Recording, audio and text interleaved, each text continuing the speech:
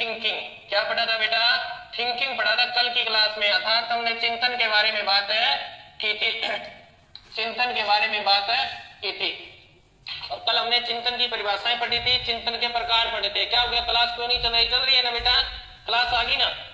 तो चिंतन के मैंने 4 प्रकार बताए थे आपको। प्रत्यक्षात्मक चिंतन बताया था, प्रत्यात्मक चिंतन बताया था, कल्पनात्मक चिंतन बताया था और आपको बताया था तार्किक चिंतन। ये 4 प्रकार आपको बता दिए थे। अब हम एनसीईआरटी की बुक में जो दिया हुआ है वो पढ़े रहते हैं। ठीक है बेटा, चलिए। तो हम एनसीईआरटी के अंदर जो प्रकार दिया है चिंतन का वो दिया है जिम्बाल्डे और रुक का। जिम्बाल्ड, ठीक है, जिम्बाल्ड व रुक का वर्गीकरण, रुक का वर्गीकरण, चिंतन का वर्गीकरण किया जिम्बाल्डे और रुक ने। तो इनका वर्गीकरण हमें पढ़ लेते हैं। इन्होंने ये आपके एनसीईआरटी की बुक में दिया हुआ है बेटा। ठीक है बेटा, चलिए। सभी को आशीर्वाद, राधे राधे, जय श्री राम। तो इन्होंने 2 प्रकार बताए। एक तो आपको बताया इन्होंने स्वली चिंतन, 2 प्रकार बताए इन्होंने। एक तो स्वली चिंतन बताया है और दूसरा इन्होंने बताया यथार्थवादी चिंतन। बस प्रकारों में बांट दिया है। ये बात आपको ध्यान रखनी है। पेपर में जब प्रश्न पूछेगा तो आपको ये पूछेगा कि जिम्बाल्डे व रुक ने कौन सा नहीं बताया। सर कितने पेज का काम था कल वाला? 1 ही पेज का काम था, यथार्थवादी चिंतन। फिर यथार्थवादी को आगे फिर बांट देगा ये, और वो हम बात की बात करेंगे। तो जिम्बाल्डे व रुक ने कितने प्रकार से बांटा है? 2 प्रकार से बांटा है, स्वली चिंतन और यथार्थवादी चिंतन है। ठीक है, तो ये आपको ध्यान रखना है। तो सबसे पहले अपन स्टार्ट कर लेते हैं। 1 नंबर पे हम लिखेंगे स्वली चिंतन। स्वली चिंतन, ये जो चिंतन होता है ना, स्वली का अर्थ होता है स्वयं, व्यक्ति स्वयं करता है। इसका कोई औचित्य नहीं होता, ये मेरी कोरी कल्पना होती है। ये क्या होती है? कोरी कल्पना होती है। आदमी बैठा बैठा कहीं पहुंच सकते हैं। ठीक है, जो हमने कल्पनात्मक चिंतन पढ़ा था, मान सकते हो आप, वही चिंतन है ये। ठीक है, तो इसमें आपने लिखना है यह चिंतन है, यह चिंतन है व्यक्ति के मन की इच्छाओं, व्यक्ति के मन की इच्छाओं। अब मन की इच्छाएं कहां होती है? अचेतन मन में होती हैं, इड प्रवृत्ति होती है। अब बारी बारी वो चीजें नहीं करवाई जाती। मन की इच्छाओं व कल्पनाओं, मन की इच्छा कहां कौन से मन में होती है लिखना है तो लिख लीजिएगा बेटा। यहाँ अचेतन मन होता है, अचेतन मन होता है, मन की इच्छाएं जिसमें सबसे ज्यादा होती हैं। और कौन सी प्रवृत्ति होती है? इड प्रवृत्ति होती है। अगर लिखना चाहो तो लिख सकते हो, बाकी आपको ये करवाया हुआ है। बार बार क्या करवाए आपको, ठीक है ना, ये आपको करवाया हुआ है। तो क्या लिखवा दी? यह चिंतन व्यक्ति की मन की इच्छाओं व कल्पनाओं पर आधारित है, एकदम झूठा, कल्पना पर आधारित है। यानी व्यक्ति के मन की वह इच्छा जो पूरी नहीं हुई, यानी कोई व्यक्ति है उसका सिलेक्शन नहीं हुआ, तो वो व्यक्ति क्या करता है? कुछ समय के लिए ऐसा अनुभूत करता है कि मेरा सिलेक्शन हो गया, कल्पना करता है वो, और वो चिंतन कल्पना करके वो सुख अनुभव महसूस करता है। उसे स्वली चिंतन बोलते हैं। वो अपने क्षेत्र से बाहर नहीं जाएगा, वो तर्क वितर्क उसमें कुछ नहीं होगा, कोई कर्मबद्धता नहीं होगी। उसे क्या बोलेंगे? स्वली चिंतन बोलेंगे। आपका सिलेक्शन हो गया, परंतु वास्तविकता में ऐसा कुछ नहीं होता। इसमें लिखना है आपने, इस चिंतन से किसी भी समस्या का समाधान नहीं होता। इस चिंतन से किसी भी समस्या का समाधान नहीं होता, किसी भी समस्या का समाधान नहीं होता। अपने आप ही नहीं होगा भाई, समाधान नहीं होता, क्योंकि ये तो कोरी कल्पना है। और कोरी कल्पना करने से समाधान नहीं होता। व्यक्ति कार्य नहीं करता, इसमें सिर्फ सोचता है, और जो सोचता है उसको अपने जीवन में नहीं उतारता, अर्थात वर्क नहीं करता। ठीक है, तीसरा इसमें लिखना, यह चिंतन है, यह चिंतन व्यक्ति को क्षणिक सुख प्रदान करता है, क्षणिक सुख प्रदान करता है। यानी व्यक्ति को कुछ समय के लिए सुख प्रदान कर देगा, परंतु हकीकत में समस्या का समाधान नहीं होगा।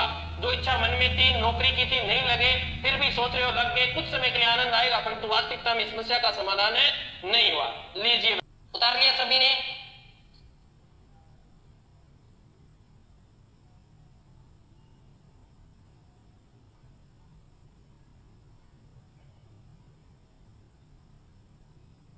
चलिए नेक्स्ट हम पढ़ने जा रहे हैं। आपका 2 नंबर जो इन्होंने बताया था, वो इन्होंने बताया था 2 नंबर यथार्थवादी चिंतन। चिंतन। यथार्थ का अर्थ क्या होता है? वास्तविक। यथार्थवादी चिंतन जो किस मन से होगा? मूर्त। किस मन से होगा बेटा? मूर्त मन से होगा। मूर्त मन से होगा। जब कोई सिलेबस से हटके बातें करता है तो आपका टाइम खराब होता है, और गुस्सा टाइम पे आता है कि आपका टाइम खराब हो रहा है, आपका कितना इंपॉर्टेंट समय चल रहा है और कितना महत्वपूर्ण बिंदु चल रहा है। आप ऐसे कमेंट करके उससे क्या हो जाते हो? दूर हो जाते हो। गुस्सा करने की बात नहीं, मेरा तो समय खराब नहीं होता, आपका हो रहा है। आपका इंपॉर्टेंट समय बेटा, परीक्षा का समय चल रहा है ये। अगर आप ऐसा करोगे तो आपका बहुत समय खराब हो जाएगा। ठीक है, चलिए हम पढ़ रहे हैं यथार्थवादी चिंतन। यथार्थ का अर्थ होता है वास्तविकता। यथार्थ का मतलब क्या होता है? वास्तविकता। जो वर्तमान में है, जो वर्तमान में है, वर्तमान से संबंधित है, जो हकीकत में है। तो वास्तविकता से मतलब चेतन मन से काम किया जाता है। तो इसमें लिखना यह वास्तविक चिंतन है, यह वास्तविक चिंतन है, वना वास्तविक चिंतन। क्योंकि ये किस मन पे काम करता है? चेतन मन पे काम करता है। समझ में आई ना बात? ये क्या है? वास्तविक मन है। इसमें यह वास्तविक मन है। इसमें लिखो, इसमें व्यक्ति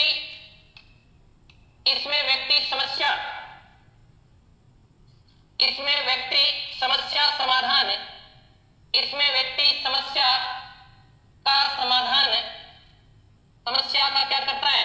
समाधान करता है। चिंतन टॉपिक चल रहा है आपका, समाधान करता है। इसमें व्यक्ति समस्या का क्या करता है? समाधान करता है।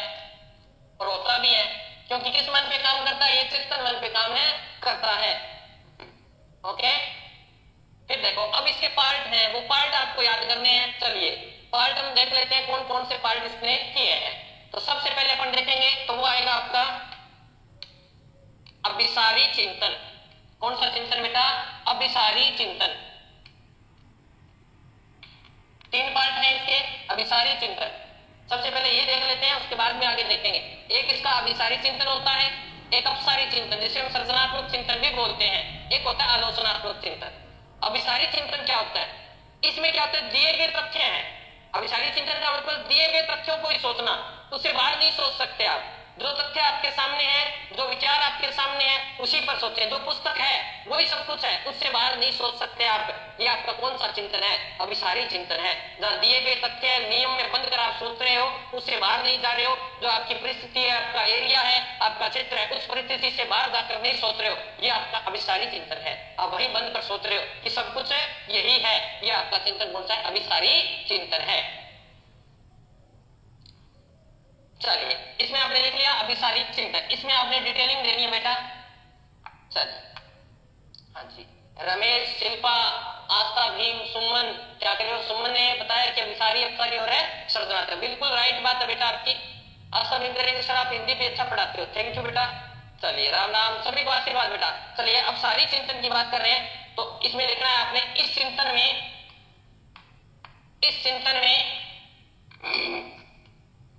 में मौलिकता को महत्व, चिंतन में मौलिकता को महत्व,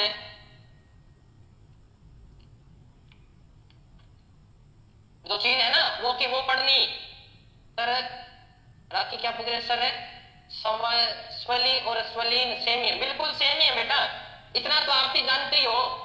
इस चिंतन में मौलिकता को महत्व नहीं दिया जाता, सिर्फ रट्टा मारी जाए इस चिंतन में, है ना बालक? इसमें क्या करता है? रट्टा मारा जाता है। इस चिंतन में बालक, देखो इस चिंतन में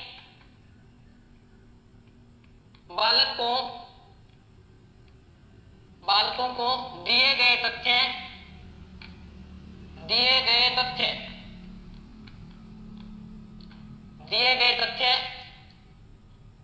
के आधार पर निष्कर्ष निकालना होता है या निकालता है, एक ही बात है। दिए गए तथ्यों के आधार पर क्या निकालता है? निष्कर्ष निकालता है। जैसे इसको एक एग्जांपल दे देंगे कि बेटा 2 गुणा में 4, ये तथ्य दे दिया। अब उसको इसका उत्तर ढूंढ के लाना है। अब वो और तरह से नहीं, वो इसका उत्तर दे देगा 8, यानी दिया गया तथ्य है। जैसे मैंने कह दिया मानसिक आयु, मैंने कह दिया IQ लेवल का सूत्र दे दिया मैंने आपको, मानसिक आयु बटे वास्तविक आयु गुणा में 100। ये सूत्र दे दिया, बस इससे बाहर नहीं सोचेगा वो, बस उसी सूत्र में फिट करने का प्रयास करेगा, अर्थात दिए गए तथ्यों में से उत्तर ढूंढने का प्रयास करेगा, विचार करेगा, उसी तथ्य पर विचार करेगा। यह आपका क्या है? अभिसारी चिंतन। उतार लीजिए।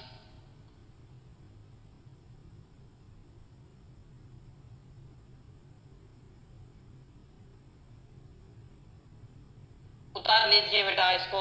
चलिए मैं इतनी देर आपको, आप उतारते हो, इतनी देर इसको छोटा कर देते हैं। और नेक्स्ट है आपका ए और बी आ जाएगा। अब आपका क्या आएगा? बी। और बी में हम लिख सकते हैं अभिसारी, यहां लिख सकते हो अपसारी। इसे हम अपसारी चिंतन भी कह सकते हैं, इसे हम सर्जनात्मक चिंतन भी कह सकते हैं।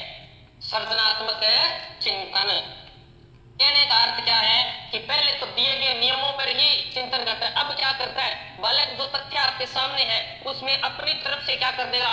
इंक्लूड कर देगा, कुछ वस्तुओं को अपनी तरफ से लगा देगा। ये क्या है? जैसे उदाहरण में कल भी आपको मैंने बताया था, एक बोतल है, खाली पानी की बोतल है, आप क्या सोचते हो इसमें क्या है? ये पानी आ सकता है सर, दूध आ सकता है, लस्सी आ सकती है, घी आ सकता है, बस इतना ही सोच पाते हो। ये आपका अभिसारी चिंतन है। आप वो चीज उतरी, अब उस चीज को आपने अलग वस्तु बनाई, आपने काट कर उसमें पौधे लगा दिए, आपने गमला बना लिया, ये आपका अपसारी चिंतन है, जो सामान्य से अलग होगा। आपने उसके अंदर छेद करके पीछे पाइप फिट करके आपने फुआरा बना दिया, ये आपका कौन सा चिंतन है? अपसारी चिंतन है। यानी कार्य को सामान्य रूप से न कर विशिष्ट तरीके से करना आपका क्या कहलाता है? अपसारी चिंतन है या सर्जनात्मक चिंतन है कहलाता है। इसी चिंतन को हम और नाम दे सकते हैं आगमनात्मक चिंतन है।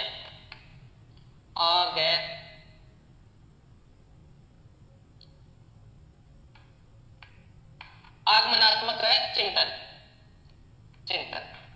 ऊपर वाले को निगमनात्मक चिंतन भी बोल सकते हो, क्योंकि इसमें तो नियम याद रखने पड़ते हैं। ठीक है, तो कोई भी नाम दे सकता है, आपको इतना याद रखना है, एक के नाम याद कर लो, बाकी की आपको कराने की आवश्यकता नहीं होगा। तो इसमें लिखना है आपने, इसमें बालक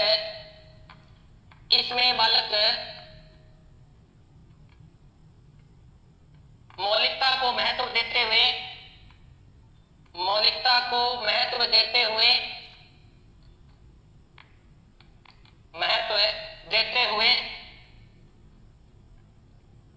मौलिकता जो वस्तु है, ऐसा नहीं है वो बिल्कुल नकार देगा, नहीं, बोतल है मानता है, वो मौलिकता है उसके अंदर, उसको महत्व देते हुए क्या करता है? मौलिकता को महत्व देते हुए उसमें नई विषय वस्तु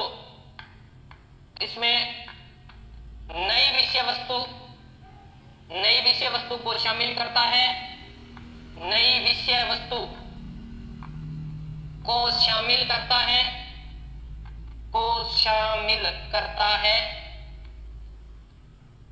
क्या करता है?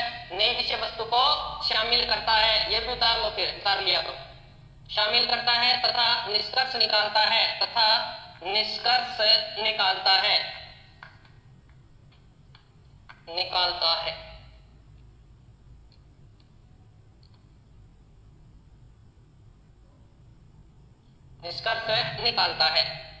उतार लिया क्या सभी ने?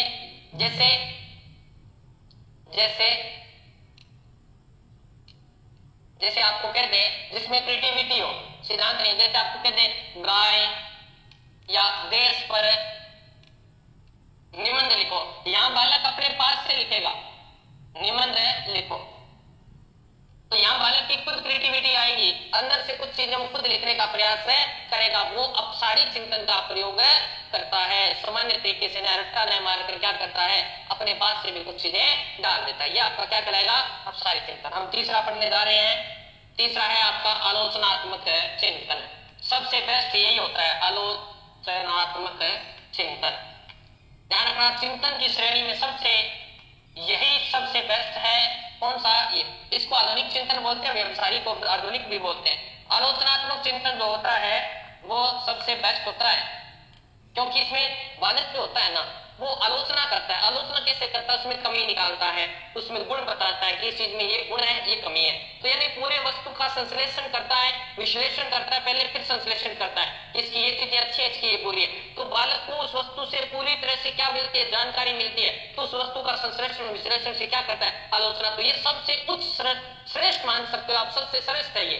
तो इसमें आपने लिखना है आलोचनात्मक में लिखें, यह चिंतन है, सबसे उच्च स्तर का चिंतन है, सबसे उच्च चिंतन है, का चिंतन है, क्योंकि इसमें क्रमबद्धता भी होगी, चिंतन है, तार्किकता भी होती है, इसमें रीजनिंग भी होती है, ठीक है ना। तो यह चिंतन सबसे उच्च स्तर का चिंतन है। इस चिंतन में बालक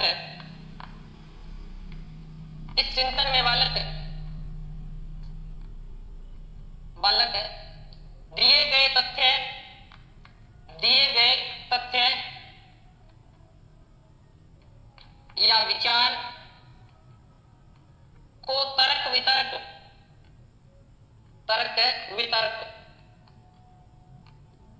वितर्क कर किसी निश्चित उद्देश्य या निश्चित निष्कर्ष पर तर्क वितर्क कर सही गलत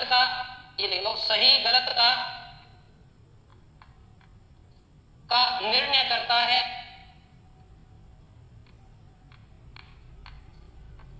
तथा अपना निष्कर्ष प्रस्तुत करता है। अपना निष्कर्ष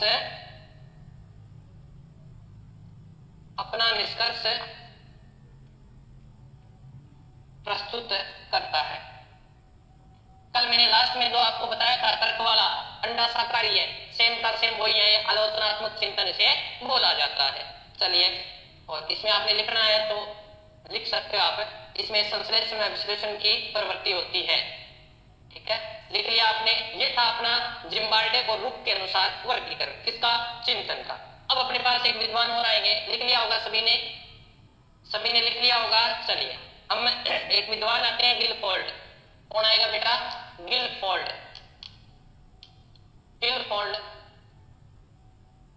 के अनुसार चिंतन के प्रकार।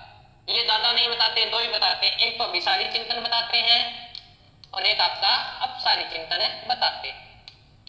ये दो ही प्रकार इन्होंने बताए हैं, ठीक है।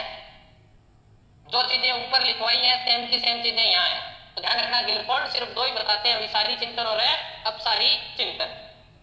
ओके, तो अभिसारी चिंतन और अपसारी चिंतन सबसे बेस्ट कौन सा होता है गुरुजी? ये सबसे बेस्ट है, इसको याद करना है, ये बेस्ट है, ठीक है। तो सेम ऊपर इसकी परिभाषाएं लिखवा दी है। अपसारी चिंतन का उदाहरण और लिखवा देता हूं, 3, 5, 7, 9, 11। आइए, अब बता दो इसमें आगे वाला पद क्या आएगा। तो आप बता सकते हो पूर्व अनुमानों से कि इन दोनों में 2 का अंतर है, इन दोनों में 2 का है, इन दोनों में 2 का है, तो आगे वाले में कितना आएगा, 2 का आएगा, तो यहाँ 13 आ जाएगा। तो यानी पूर्व के जो नियम है, पूर्व के अनुभव के आधार पर क्या करते हो, चिंतन करते हो। समझ में आया? अब सारी चिंतन में आप सोच सकते हो, किसी भी तरीके से इसका उत्तर निकाल सकते हो जो दिए गए तथ्यों के अंदर से महत्वपूर्ण होता है, जैसे बोतल का प्रयोग आपको बताया था।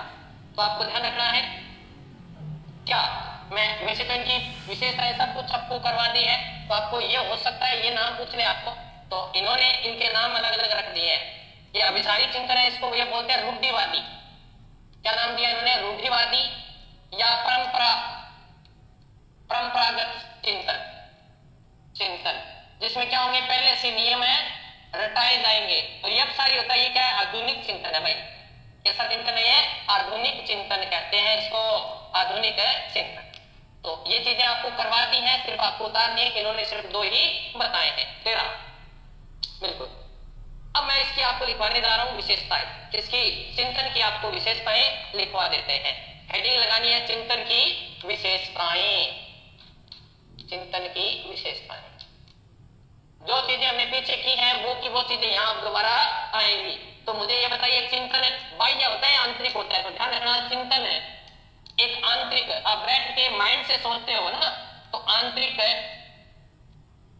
चिंतन, एक है आंतरिक, मानसिक, ये तीनों चीजें करवा रहा हूं, मानसिक है और ज्ञानात्मक व्यवहार है। ये 3 लाइनें हमने एक ही लाइन में लिख ली है, ज्ञानात्मक है, व्यवहार है। शॉर्ट करना है अपने को, तो याद करना है। आंतरिक यानी माइंड के अंदर चलता है, मानसिक हो गया, ज्ञानात्मक हो गया, तो ये तीनों ये विशेषता हो गई 1 नंबर। 2 नंबर, चिंतन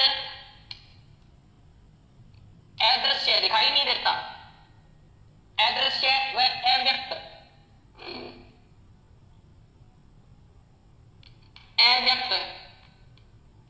यानी दिखाई नहीं देता, ना आप उसे बता सकते हैं। चिंतन में क्या होता है, बोला नहीं जाता, ठीक है, तो अदृश्य व अव्यक्त व्यवहार है। ये परिभाषा भी मैंने आपको लिखवा दिया ऊपर, ठीक है। तीसरा, चिंतन है संश्लेषण, संश्लेषण व विश्लेषण की प्रक्रिया है, की प्रक्रिया है। ओके, संश्लेषण और विश्लेषण की प्रक्रिया है, ठीक है। और क्या है, चिंतन क्यों करते हैं भाई, तो लिखना चिंतन है समस्या समाधान संबंधी, समस्या समाधान संबंधी। जब कोई समस्या आती है ना, तभी व्यक्ति सोचता है, ऐसे नहीं सोचता कभी भी।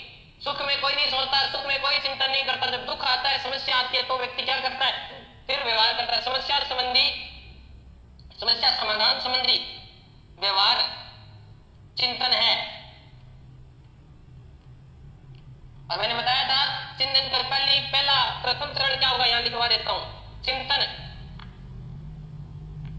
का प्रथम चरण, प्रथम चरण समस्या है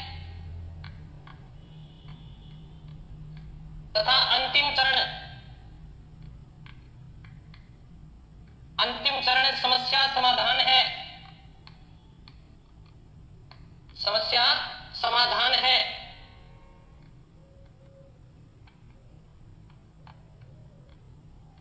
ठीक है बेटा, साथ साथ लिख रहे हो ना। प्रश्न सॉरी विशेषताओं में 6 नंबर लिखना है। चिंतन में बाहरी गत्यात्मक क्रियाएं बंद हो जाती हैं, बाहरी गत्यात्मक क्रियाएं बंद हो जाती, यानी आप चलते फिरते कभी भी चिंतन नहीं कर सकते, आपको बैठना पड़ेगा, शारीरिक क्रियाएं बंद हो जाएगी, सिर्फ मानसिक क्रिया चलेगी। तो ये बात आपको लिखवाई है, गत्यात्मक क्रियाएं बंद हो जाती है। नंबर 7, चिंतन मानसिक खोज है, न कि गत्यात्मक। चिंतन एक मानसिक खोज है,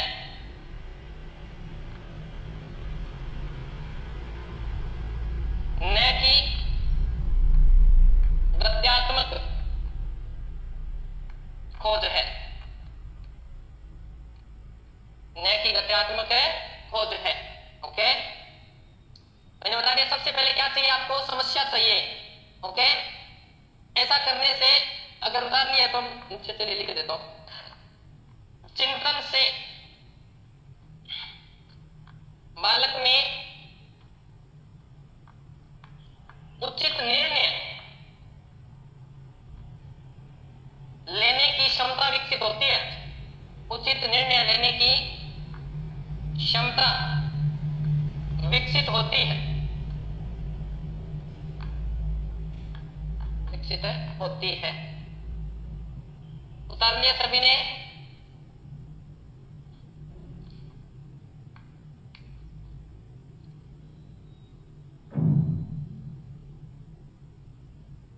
इसमें लिखना है चिंतन है, चिंतन में बालक, चिंतन में बालक वर्तमान अनुभवों को, गत अनुभवों, पिछला एक्सपीरियंस, गत अनुभवों के साथ या के आधार पर संप्रत्यय कंसेप्ट, ठीक है, के आधार पर समान इक्वल संप्रत्यों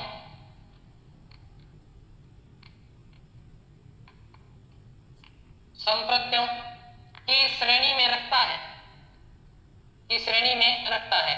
पिछली चीज जो सीखी है और वर्तमान में क्या सीखता है वो रहता रखता है। ठीक है बेटा, और 10वीं विशेषता आपने लिखनी है इसकी। प्रश्न यहीं से आएगा बेटा। एसआर का हिंदी में लिखना उद्दीपन, स्टिमुलस व रिस्पॉन्स, उद्दीपन अनुक्रिया। ये लिख लेना थोड़ा सा कि एसआर यानी उद्दीपन अनुक्रिया के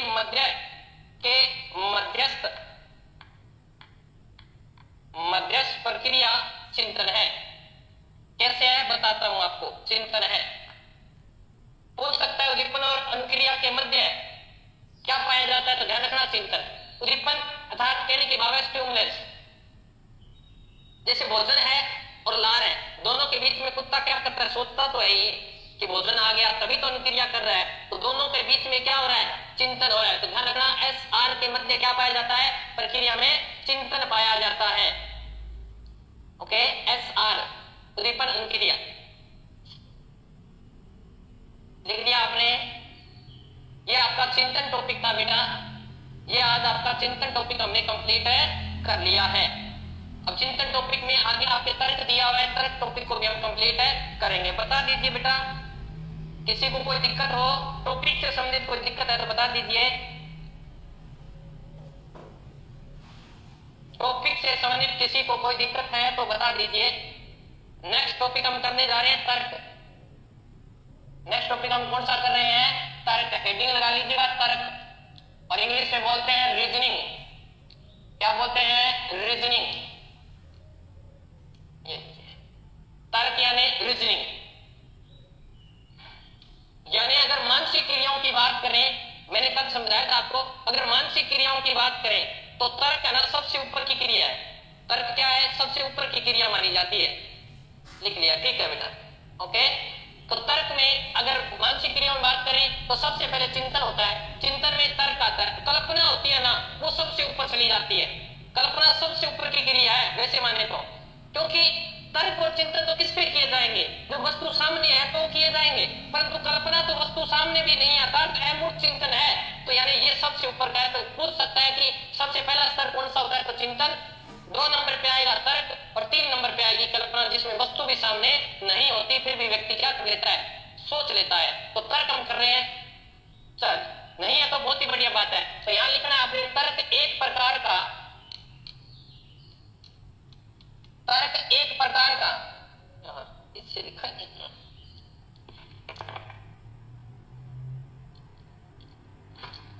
तर्क एक प्रकार का, तर्क एक प्रकार का चिंतन प्रक्रिया है। तर्क एक प्रकार की चिंतन प्रक्रिया है, चिंतन प्रक्रिया है, जिसमें तार्किकता, तार्किकता का अर्थ होता है क्रमबद्ध, ठीक है, तर्क वितर्क जिसको बोलते हो, जिसमें तार्किकता, जिसमें तार्किकता व न्याय संगत प्रक्रिया होती है, प्रक्रिया होती है। समझ में आई बात है। तार्किकता का अर्थ होता है, तार्किकता होती है क्या, क्यों, कैसे, और इसमें कर्म होता है।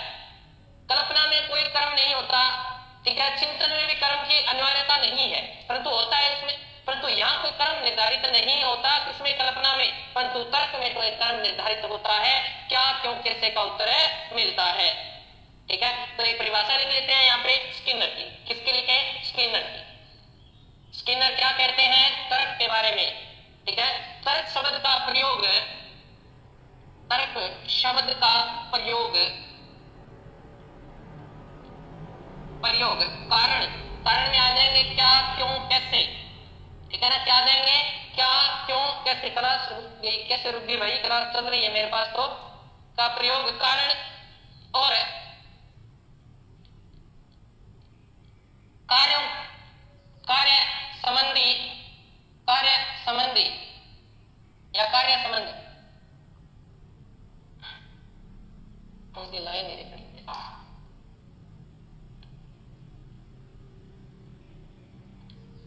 कार्य के संबंध, यानी तर्क शब्द का प्रयोग कारण और कार्य के संबंध की मानसिक स्वीकृति, मानसिक स्वीकृति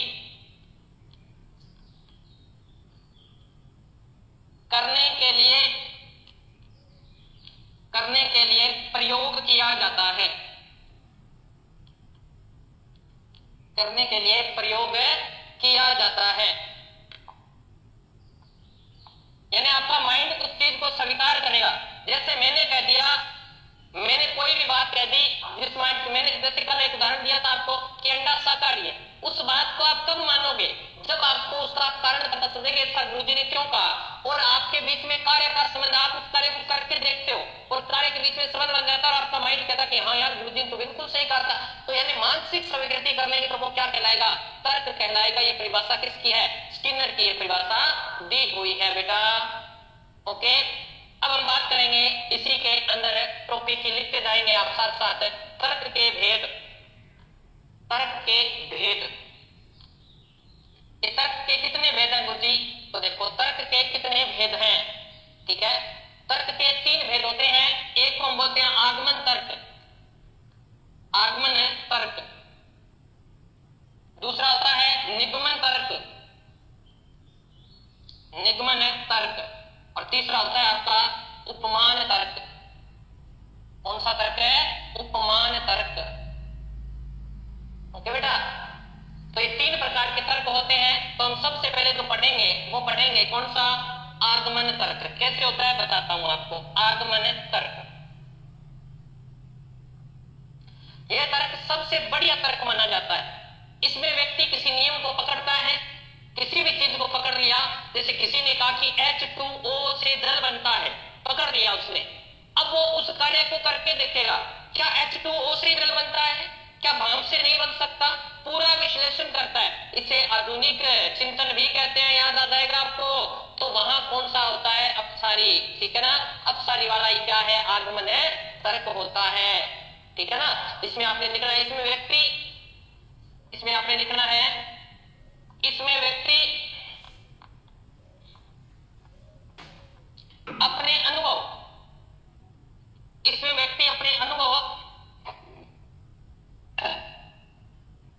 इसमें व्यक्ति अपने अनुभवों या स्वयं द्वारा संकलित तथ्यों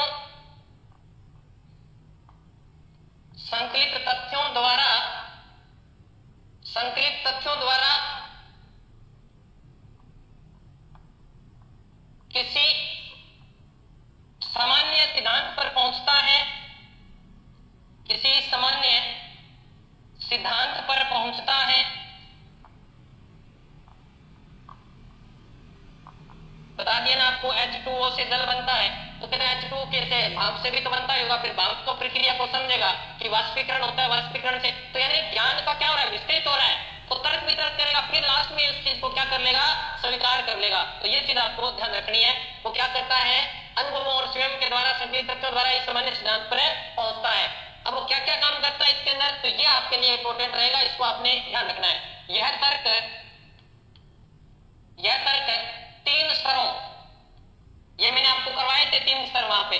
कौन कौन से 3 स्तरों? एक तो होता है निरीक्षण, यानी किसी चीज को छू कर देखना, ठीक है, दूर से खड़े खड़े नहीं, निरीक्षण करके पूरी चीज को।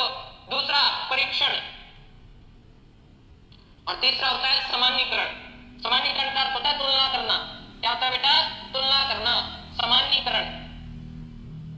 3 स्तरों, परीक्षण, निरीक्षण और सामान्यीकरण से होकर गुजरता है, से होकर गुजरता है।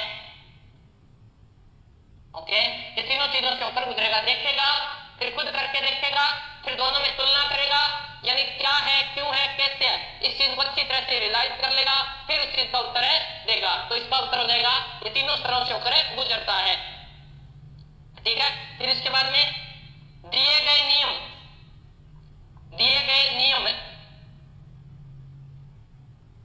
जो भी नियम बताया गया था उससे, ठीक है ना। दिए गए नियम में कुछ तथ्य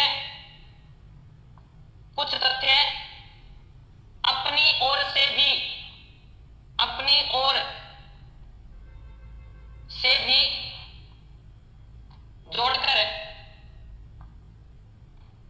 जोड़कर निष्कर्ष पर पहुंचता है, निष्कर्ष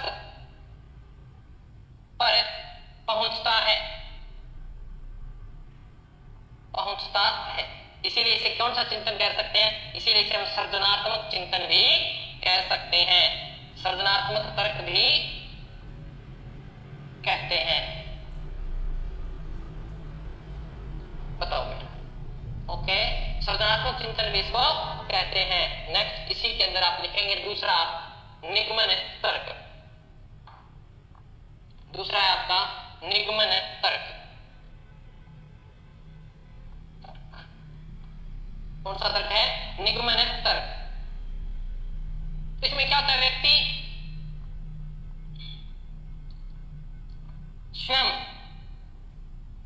स्वयं पूर्व निर्धारित तथ्यों व विचारों, नियम आ गया ना, इसमें निगमन आ रहा है तो नियम आ गया ना। ये देखो, इसमें व्यक्ति स्वयं पूर्व निर्धारित तथ्यों व नियमों को स्वीकार करता है। किसी ने कह दिया कि रात में चांद टेढ़ा होता है तो टेढ़ा होता ही है, उसको वो नहीं देखेगा भाई क्यों होता है, ठीक है। उसके बाद स्वीकार करता है, उसके बाद उसकी सत्यता की जांच, उसकी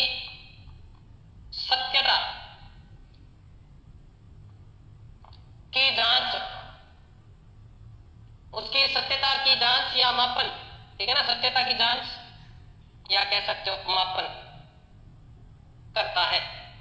जैसे बुजुर्गों ने जो बात कह दी, एग्जाम्पल में यहां लिखवा देता हूं, पेपर में पूछा गया एग्जाम्पल यहां लिखना है आपको, पेपर में पूछा गया है एग्जाम्पल आपने लिखना है।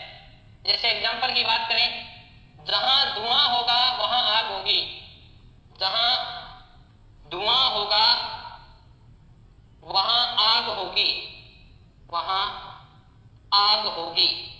ये बात उसको बता दी, वो इसी चीज को क्या करेगा? चेक करेगा। इसी चीज को क्या करेगा? चेक करेगा। इश्क और मुस्क छुपाए नहीं छुपते, वो छुपा के देखेगा कि झूठ बोलते हैं सच बोलते हैं। मुस्क खुशबू, ये बदबू आती है ना, सेंट लगा लो से कितनी, ये तो आएगी, मुस्क तो आएगी, ठीक है, ये कभी नहीं छुपती आप, ओके। तीसरा है बेटा आपका उपमान तर्क। तीसरा कौन सा है? उपमान तर्क। उपमान तर्क का होता है दो वस्तुओं में क्या करेगा? तुलना करेगा और फिर एक तर्क दे देगा। तो ध्यान रखना, दो तथ्यों की आपस में तुलना कर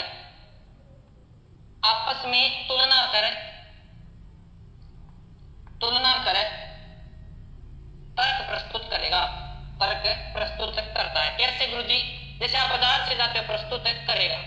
आप बाजार से कोई चीज लेने जाते हो, कोई भी वस्तु खरीदते हो, आप तुलना करते हो, उपमान तर्क का प्रयोग करते हो। यार पिछली बार हम लेके गए तो काम की नहीं है, ये रेड वाला गुड़ तो किसी काम का नहीं है, ये पीले वाला भैया इससे चाय फटती है। इन दो चीजों की भी तुलना कर रहे हो, ठीक है। कभी भी आप शर्ट लेने जाते हो, कोई भी चीज लेते हो, तो पीछे वाली से आप जरूर उसकी तुलना करते हो।